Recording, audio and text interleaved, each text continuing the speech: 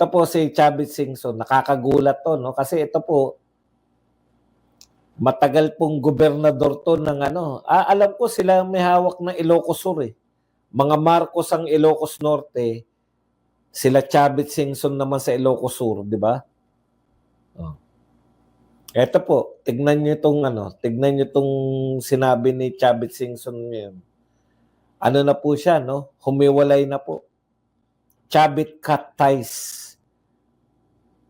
with Marcos, wonders if he has Alzheimer. Ito po yung talagang, maikli lang itong sinabi ni Chavit pero punong-puno ng laman.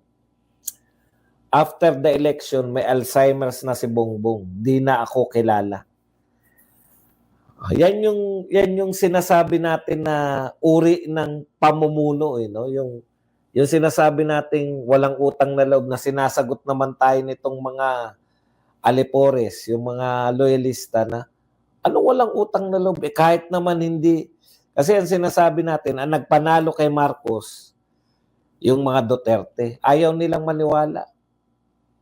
Sabi nila kahit daw hindi nakipag-partner si BBM kay Sara Duterte, mananalo daw sila.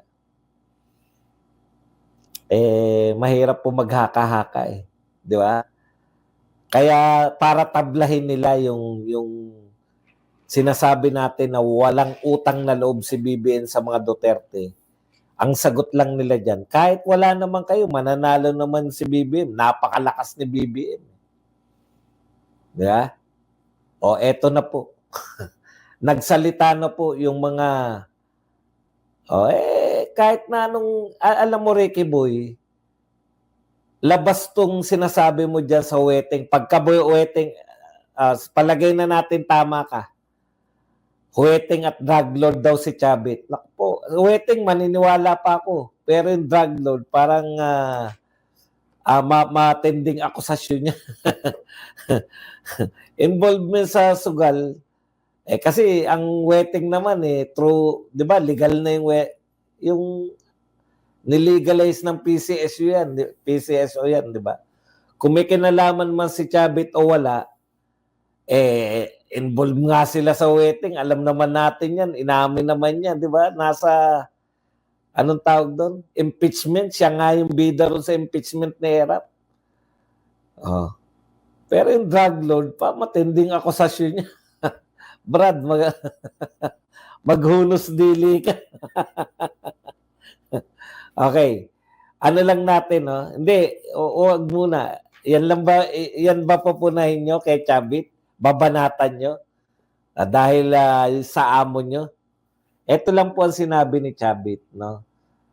Yung lahat ng eroplano niya, pinagamit niya kay BBM. Di ko alam, dami palang eroplano, no? Private plane. Tapos siya raw yung kumukontak kasi matagal pong mga, kung di ako nagkakamali, nagpresidente pa to ng mga Mayor's League, Governors League, mga ano yan matagal din naging governor tsaka Mayor's League. Ng buong Pilipinas yun siya yung presidente, kaya may contact talaga siya. Kaya yung sinasabi niya na siya yung kumukontak sa mga mayor, importante po yun Pag panahon ng eleksyon, may ganun yung pupunta rin yung politiko, handa na. Mag-i-speech na lang.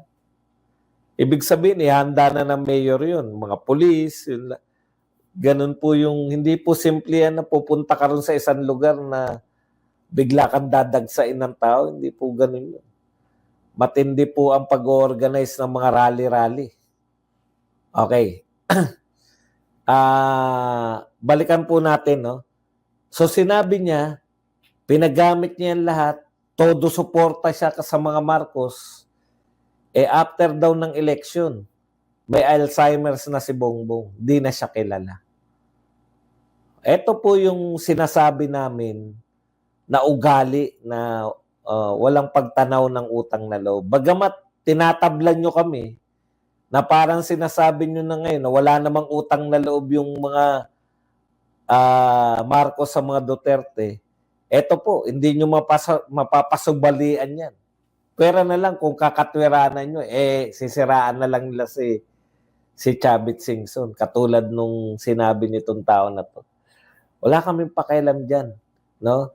Talaga namang sa impeachment, sa wetting yan eh. Pero kung wetting pa ba siya hanggang ngayon, hindi natin alam. Pero ang point lang dyan,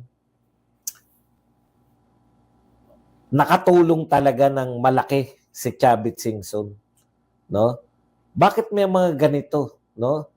O tapos napakita rin niya at the same time yung matagal na nating inakusan ng kawalan ng utang na loob sa mga Duterte. Kasi matapos kang maipanalo ng mga Duterte, maniwala man kayo hindi, ang ginanti mo, alam niyo po sa totoo ito po ang sinasabi ng mga pangkaraniwan, press, lahat, no? Ang sinasabi nila, mahirap sa mga politiko kasi malaki ginastos nila sa eleksyon, lahat na nakatulong sa kanila sa eleksyon, bibigyan nila ng mga pabor. Di ba? Ganyan yung sinasabi. Kaya yung bayan natin, lalo naghihirap, usually ganito po yung paliwanag nila dyan. No? Paano? Yung tumatakbo pa lang yung politiko, ang laki ng kinakailangan niyang pera para manalo, bilyon. Lalo na presidente. Ngayon, pag nanalo na yan, lahat ng mga tumulong sa kanya, natural, bibigyan niya ng pabor. Pero ito pong presidente na to kakaiba. Ayan. Si Chavit na mismo ang nagsabi, wala nang lusot, wag nang Duterte. Hindi nyo nang pinaniniwalaan yung Duterte. Kapwa niya Ilocano, kapwa niya taga Ilocos. Ano sabi? Pinagamit ko lahat ng mga eroplano. Ako kumontak sa mga mayor para paglapag ni Marcos dun sa kung saan man yan pupunta, maayos na. Mag-i-speech na lang. Tindi, no? Lihim na ano to. Na talagang tapos ano sabi? After election, may Alzheimer's na. Hindi na siya kilala. Ganon din po yung mga Duterte. Huwag na ngang bigyan ng pabor yung mga Duterte. Pero ang matindi, hindi mo na nga binigyan ng pabor yung mga Duterte. Pinakulong mo pa yung tatay, yung anak, inuusig mo pa sa pamamagitan ng impeachment. Tapos walang katapusan, araw-araw. Yung si Antecler, binabanatan Duterte, araw-araw. Nagdagdag pa ng mga spokesperson. Ang binabanatan lang din, Duterte lang din. Ngayon, tahimik sila dahil wala pang kontra. Tahimik yung mga spokes, si Bukoy, tsaka si Abante. Hindi pa pwede dahil on recess pa sila Tsaka 19 Congress pa sila. Kinakailangan ng panibagong kontrata sa 20th Congress. Anyways, pagpapakita lang po yan ng tunay na ugali ni BBM. Nakakalimot.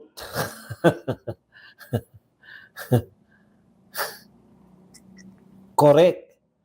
Ganon daw ang manggagamit, sabi ni Emily G. Patapos kang gamitin, wala ka na. Sakit. Ako ganyan Madalas akong gamitin yung mga chiching na nagdaan sa akin, katawan ko lang ang haba. Biro. Matapos nila laspagin ang katawan ko, basura na. Biro lang po. Okay, punta na po tayo. Ito, part po to ng ng sinasabi ko nga na ang tingin ni Marcos kahit ng kanyang mga kaalyado, ang tingin na po sa kanya yung ng presidente, yung lame duck president na. Hindi nyo ba napupuna ngayon? Direkta na po kung pagsabihan, yung mga dating hindi makantsawan ng mga senador, ng mga kaalyado ni Marcos. Ngayon, diretsa na po kung balatobain nila. Tignan niyo yung sinasabi ni Mig Zubiri. Di ba? Direkta na po yung pagkampi. Direkta na po na nagpapakilala yung mga politikang ngayon, nakakampi sila ni BP Sara. Diyan po makikita natin, unti-unti na po, papunta na po yung mga politiko, babalik na sa mga Duterte. Sinimulan nito ni Chavit Singson, direkta. Hindi ko na, yun na yung last na tulong niya sa mga Marcos. Pero tinanong siya, susuportahan niya ba si Sara Duterte? Susuportahan niya. Simple lang yun, di ba? Hindi niya yung sinabi sa simula ng panunukulan ni Marcos. Sinabi niya ngayon. Sabi niya, may Alzheimer si Marcos nung nanalo. Ibig sabihin, 2022 niya pa naramdaman. Timpi lang. Pagdating ng 2025, tsaka niya in-announce na hindi ko na kayo susuportahan. Si VP Sara na susuportahan ko. Tignan niyo yung pamunuan ng Senado. Mapa-majority, mapa-minority floor leader. Majority nire-represent ng presidente. Wala na silang pakundangan ngayon. Di ba? Ano announcement ni Chis Escudero? Pag merong katulad niyan, pwede namin i-dismiss yan. Yung kaso na yan. May takot pa ba sila? Ano ngayon kung masaktan kayo? Yan yung sinasabi. Nasasaktan yung mga congressman. Dahil dati silang all-powerful. Nasasaktan sila dahil ang tingin nila, pinaka-powerful na tao si Martin. Ngayon, direkta sinasabi sa kanila, pwede namin i-dismiss yan. Papalag kami, sabi ng mga kongres. Ano ngayon? Parang ganun yung usapan. Pumalag kayo, wala naman kayong bilang na. Ginaganon na sila ni Chis Escudero. Nagpapapress con si Chis Escudero. Yung sinasabi ninyo, pwede namin aksyonan to. Tong hiling ni VP Sara na i-dismiss, pwede namin na-aksyonan bilang impeachment court. Bakit po direktang sinasabi yan ni Chis Escudero? Again, no? Nagpapahiwatig na sila. VP Sara, o Sara, future President Sara Duterte, we are supporting you. Indirectly. O directly na nga eh. Yung 18.5 po yan, laking pagpapakita yun na suporta. Siyempre, papalag yung mga congressman na feeling nila nasa kanila yung power dahil nasa kanila si Martin. Ano naman kung pumalag kayo? Iniinda ba yung pagpalag pa ng mga congressman niyan? Iniinda pa ba ni Chis Escudero? Sige lang, magsalita lang kayo. Matitigas ulo nyo eh. Sabihin nyo mga congressman na matitigas ang ulo. Kasi ngayon na yung panahon. Alam na ng mga tao eh. Alam na ng mga politiko, lalo na ng mga senador. Alam na nila. Di ba? Lahat ng daan patungo kay VP Sara. Lame duck na to eh. Wala. Ano ngayon kung magalit? Ano ngayon kung sino magalit? Wala kaming pake. Ang importante sa amin, hindi magalit yung mga Duterte. Ang importante sa amin, hindi magalit yung mga supporter ng Duterte. Yan ang pinakamahalaga sa mga politiko ngayon. Huwag galitin ng mga supporter ng Duterte. Lalo na yung mga senador dahil sila, ang takbo nila, pang buong bansa. Kailangan nila yung boto ng Mindanao at ng Visayas. Dahil sa Luzon, ano dito eh, tablahan dito eh. Duterte, lahat dito. May power din ng Duterte dyan. Yan na po yun. Yan na yung sinasabi natin na panahon na po. Ito na yung panahon na yun na hinihintay natin. Na, di ba, lagi kong sinasabi, huwag kayong mag-alala, huwag masyado yung pinoproblema yung mga congressman na yan. Pag presidente na si VP Sara, lahat yan, majority niyan, sa Sara Duterte din naman, susuporta rin sa atin. Sino pa po? Kung nasaktan na sila, yung mga congressman, kung sila ay nasaktan na, dun sa sinasabi ni Chis Escudero na kaya namin i-dismiss yan dahil kami ang impeachment court. Eh, mas masakit na po yung sinabi ni Zubiri. Eh, witch hunt lang naman yung ginagawa niyo. Witch hunt lang dahil kayo, mga nagsampa ng reklamo, gusto lang ng amo ninyo, inano ko lang to, inano ko lang, anong tawag dito? Ayon sa aking pagsusuri, ganito ang meaning ng sinabi ni Zubiri na witch hunt lang yan. Direkta namin sinasabi sa inyo na yung amo ninyo ayaw lang makalaban si BP Sara kaya gustong tanggalin sa pwesto. Masasabi ba nila yan before election? Ganyan ba ang tono ni Quezon Escudero before election? Hindi po. Nagsasalita ba ng ganito si before 2025 election? Hindi po. Ngayong nakita nila sa katotohanan yung power, yung voting power, yung totoong may power sa mga botante ay Duterte. Eh ano ngayon? Magalit kayo mga congressman, eh ano ngayon? Ganyan lang yung punto ng mga senador. Eh ano ngayon kung may galit kayo? Wala naman kayong bilang.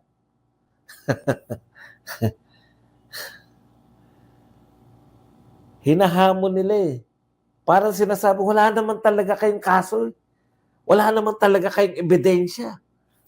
Kung ako congressman ngayon, harap-harapan na inaakusahan kami na mabuti pa nga yun, malambot pa nga ako kung ang kahulugan ko lang doon, walang ebidensya. Yung witch hunt, ibig sabihin, gawa-gawa nyo lang yung mga impeachment complaint nyo, gawa-gawa nyo lang yan. Walang katotoran yan. Yan yung gusto nilang sabihin. Kung ako congressman, no? Na sabihan ako na witch hunt, eh di lalabas ko na ebidensya ko. Witch hunt ba to? Ano tawag nyo rito? Ito ginawa ni BP Sara. Eh wala eh. Ano lang sasabihin? Huwag naman kayo magsalita ng ganyan. Wala pa nga tayo sa trial, hindi pa nga namin nalalatag ebidensya. Eh di ilatag nyo na, binabalatuba na kayo ng mga senador eh. Sinasabi na gawa-gawa nyo lang yan. Di labas nyo na, hindi nyo gawa-gawa. Wala kayong mailalabas. Alam nyo kung bakit? Wala kayong mailalabas dahil ang ebidensya ninyo, kukunin nyo pa lang sa impeachment trial. Ang unang hihilingin ng mga abogado nyo, buksan yung bank account ni BP Sara. At pag nagbukas ng bank account, titignan nyo, naku, mapera. O eto palalabasin nyo lang. Eh, kahit mapunta sa trial yan eh, ang kalalabasan yan, botohan pa rin. Ang buboto lang laban kay BP Sara, si Kiko, si Bam, si Ontiveros, si Gatchalian dahil yung kapatid niya na DSWD. Yan yung problema eh. Pag may pinagkakautangan kayo ng loob eh. Sino pa? 4 o sino pa? Si Lito Lapid. Hindi. Ano ba si Lito Lapid? Ano binoto ni Lito Lapid? Kasama ba si Lito Lapid sa 18 o sa 5? Alam nyo po, masyado kayo, kasasabi ko lang na baliktaran na yan. Sa tingin nyo ba yung COMELEC, overwhelming, mananalo si BP Sara, dudugain nila? Hindi naman po mananalo si BP Sara ng dikit eh. Mananalo si BP Sara, tatambakan niya kung sino man yung kanyang kalaban. Pag tinatambakan mo yung kalaban, yung COMELEC, puta, hindi lang magdadalawang isip yan. 1,000 isip yan. Para niya dayain yan. Para kanino? Dito sa konting bumoto? Kasama pala sa 18 si Lito Lapid. Bire mo.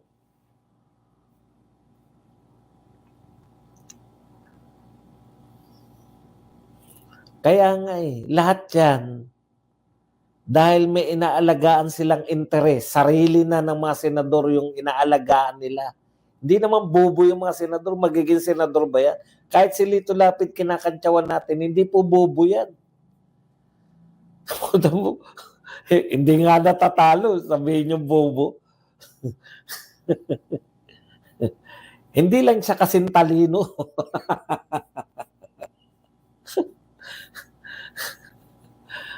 Pati Tulfo Brothers, kita niyo yung Tulfo. Ano ba yung sinabi ni Erwin? Pag nakita namin na walang walang namang ebidensya yan, i-dismiss namin yan. Kita nyo, kaya nila magsalita ng ganun kasi alam nila na wala na yan Poprotektahan nila yung sarili nila.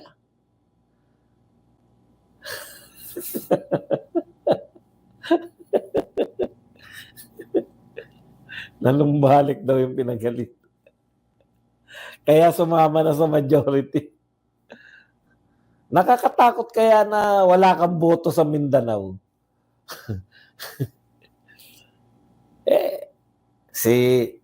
Tatakbo yan, si Escudero. Kita nyo ngayon. Nakuha pa nila yung pro Duterte ayon sa pronouncement nila. Hindi naman talaga kakampi kay Tito Soto. Yung mga pro Duterte, harap-harapan binabanatan ni Tito Soto sila bato na nag-abogado Kala kasi ni Tito Soto marami pang pro-BBM na boboto sa kanya. Kinukuha niya yung mga pro-BBM. Pro-BBM na senador. Ligtas muna nila sarili nila bago ang lahat. Kaya harap-harapan kayo mga congressman, ngayon po kayo magpakita ng tapang ninyo. Hindi yung mga vlogger dinuduro-duro nyo. Pakita po kayo ng tunay na tapang, hindi po yung sa mga vlogger po kayo nagmamatapang. Sa mga testigo po kayo nagmamatapang. Ito, binabalat, direct ako sasabihin sa inyo, ang ginagawa ng Senado ngayon, binabalato ba kayo? Sinasabihan, wala naman yung kaso nyo, witch hunt lang yan. Gawa-gawa nyo lang naman yung kaso nyo. Wala naman kayong ebidensya. Ano ngayon ang gagawin ninyo? Sa tunay na may kapanyarihan, presko na naman kayo. Sasabihin nyo, hindi tama ginagawa ng mga senador. O anong gagawin nyo nga kung hindi tama? At yun nga mga kababayan, anong masasabi niyo sa balitang ito? Maaring ihayag ang inyong opinyon at kuro-kuro sa comment section sa ibaba. Huwag din kalimutang mag-like, mag-subscribe at mag-share sa bidyong ito. Maraming salamat sa panonood.